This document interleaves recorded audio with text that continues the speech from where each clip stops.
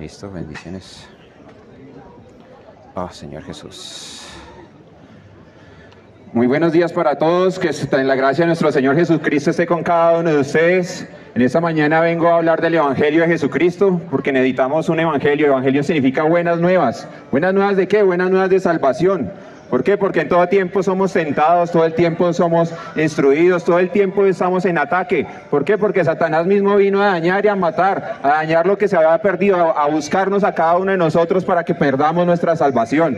Pero así como hay una tentación, así hay un diablo, así también hay algo más poderoso, una ley de espíritu de vida que nos libra del pecado y de la muerte. Sí, por eso tenemos la palabra. Vemos que cuando Jesucristo fue tentado por el mismo Satanás, Él respondió con la palabra del Señor, Él respondió con su palabra. Por eso necesitamos conocer la palabra de Jesucristo, por eso necesitamos conocer el Evangelio, por eso necesitamos conocer la palabra, por eso necesitamos leer la Biblia. Vemos que una vez que Jesús pudo vencer al diablo con la misma palabra, Jesús comenzó su propio ministerio diciendo que el reino de los cielos se estaba acercando. Por eso todos debemos buscar el arrepentimiento y conocer al Señor. Juan el Bautista predicaba: arrepentidos porque el reino de los cielos se ha acercado. Hoy es el día de nuestro arrepentimiento, hoy es el día de buscar a Dios, ¿sí? Cuando eso se manifiesta en nuestras vidas, vea qué pasó con Jesucristo y su ministerio. Ese ministerio llegó hasta los días de hoy. Hoy ese ministerio está en cada uno de nosotros. Solamente debemos aceptar lo que hizo Jesucristo por nuestras vidas, arrepentirnos de nuestro pecado. Vamos a leer en esta mañana Mateo, el capítulo 4 de Mateo, donde nos muestra todo lo que estamos hablando. Dice: la tentación de Jesús. Luego el Espíritu llevó a Jesús al desierto para que allí lo tentara el diablo. Durante 40 días y 40 noches ayunó y después tuvo mucha hambre. En ese tiempo el diablo se le acercó y le dijo: si eres hijo de Dios, di que estas piedras se conviertan en pan. Jesús les dijo: no, las Escrituras dicen: la gente no vive solo de pan, sino de cada palabra que sale de la boca de Dios.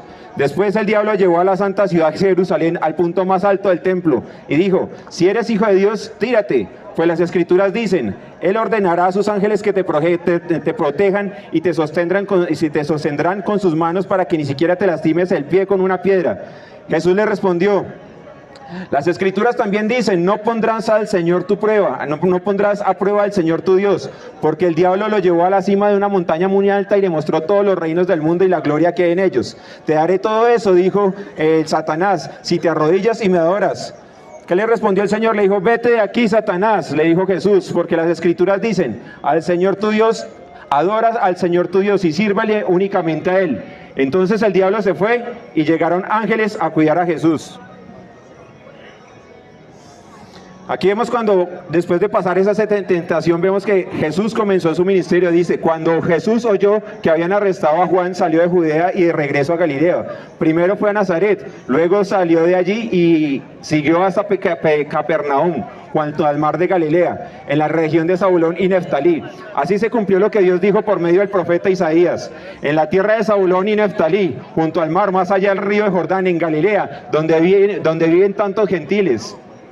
La gente que estaba en oscuridad ha visto una gran luz. Para aquellos que vivan en la tierra donde la muerte arroja su sombra, ha brillado una luz. A partir de entonces Jesús comenzó a predicar: arrepiéntanse de sus pecados y vuelvan a Dios, porque el reino de Dios está cerca. Cierto día, mientras Jesús caminaba por la orilla del mar de Galilea, vio a dos hermanos, a Simón, también llamado Pedro, y a Andrés, que echaban la red en el agua, porque vivían de la pesca. Jesús los llamó: vengan y síganme, y yo les enseñaré cómo pescar personas. Y enseguida dejaron las redes y lo siguieron. Un poco más adelante, por la orilla, vio otros dos hermanos, Santiago y Juan, sentados en una barca junto a su padre, Zebedeo, preparando las redes. Entonces los llamó para que lo siguieran. Ellos, dejando atrás la barca de su padre, lo siguieron de inmediato. Jesús viajó por toda la región de Galilea, enseñando en las sinagogas, anunciando la buena noticia del reino y sanando a la gente de toda clase de enfermedades y dolencias. Las noticias acerca de él corrieron y llegaron tan lejos como Siria, y pronto la gente comenzó a llevarle todo lo que estuviera enfermo. Y ellos los sanaba a todos, cualquiera que fuera la enfermedad y el dolor que tuvieran. Y así, poseídos por demonios, o eran epilépticos o paralíticos. Numerosas multitudes los seguían a todas partes. Gente de Galilea, de las 10 ciudades, de Jerusalén, de toda Judea y del oriente del río Jordán. Veamos aquí que Jesús apenas arrancó su ministerio, lo empezaron a seguir. ¿Por qué? Porque él solamente tenía palabras de vida. No había otro lugar donde ellos podían tener palabras de vida. Y esa vida, ¿cómo era respaldada? Con señales, con milagros, porque el Espíritu de Dios habitaba en Jesús, porque Dios mismo es Dios, y ese mismo Dios ahora está entre nosotros, que está buscando a cada uno de nosotros, que nos arrepintamos de nuestro pecado, que nos constituyamos con la palabra de verdad, con la palabra de vida, con la Biblia, con una Biblia no adulterada. Por eso estamos aquí, para que ustedes puedan escuchar lo que es el mensaje directamente desde las Escrituras. Pero ¿por qué necesitamos un Salvador? ¿Por qué, mejor dicho, por qué creemos un Dios? Porque las cosas no se hacen solas. Vemos que ese edificio no se hizo solo, ahí hubo un constructor. Asimismo vemos que todo lo que está a nuestro alrededor, siempre hay detrás algo detrás, quien lo construyó, quien lo hizo. Detrás de una pintura, de un cuadro, hay un pintor. Asimismo, detrás de la creación hay un creador.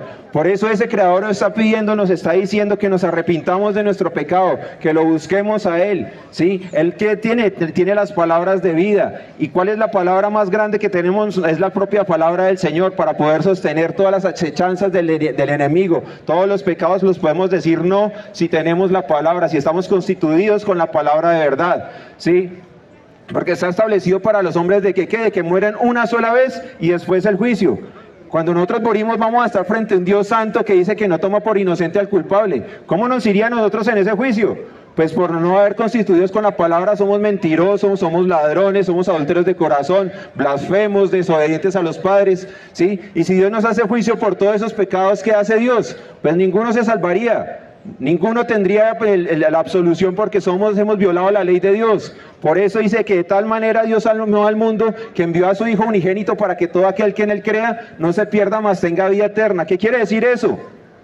Que si yo violo la ley aquí en esta vida terrenal, si me robo 200 millones de pesos, la policía va a estar detrás de mí hasta que me llevan a donde un juez. Ese juez que me va a decir, vea, te voy a mostrar qué tan grave es tu delito, vas a pagar 30 años de condena. Pero si mira que tengo mucho más delitos, pues la condena va a ser más larga, ¿no es cierto? En este caso nuestra condena es eterna, y por eso está el mensaje de salvación, porque necesitamos un Salvador. Si alguien en esa corte paga esos 200 millones de pesos por mí, ¿qué pasa? El juez recibe el dinero, y aunque yo soy culpable por ese delito, quedo en libertad. Eso fue lo que hizo Dios hace 2000 años. En vista de que nosotros estamos muertos en nuestros delitos y pecados, vino a esta tierra, ¿sí? Fue respaldado con todo el Espíritu de Dios, fue hecho por señales milagrosas. Pero los religiosos, los creyentes de esa época que se creían sabios, no conocieron los tiempos. ¿Y qué pasó?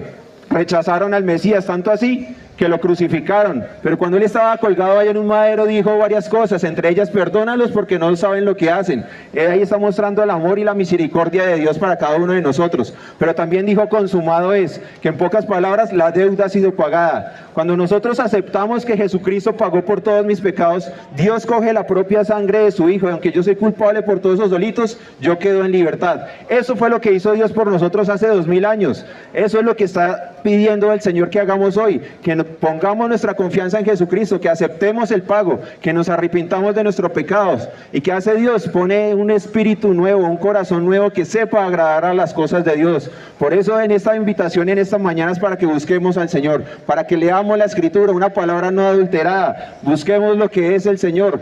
Tenemos cientos de Biblias en nuestro celular, podemos adquirir una muy fácil. ¿Qué mejor que buscar la eternidad? Las cosas de aquí, de este mundo, desaparecen. Todos vamos a morir, y ¿quién ha visto un entierro con trasteo? No. Por eso hay que buscar lo que es eterno, y lo que es eterno es Jesucristo mismo, para darnos vida eterna por medio de su muerte, por medio de su resurrección. Hoy la invitación es eso, para que aceptemos el pago y nos arrepintamos de nuestro pecado. Y así mismo Dios va a entrar en nosotros y nos va a cambiar. Bendiciones para todos. Gracia y paz. Buenas tardes.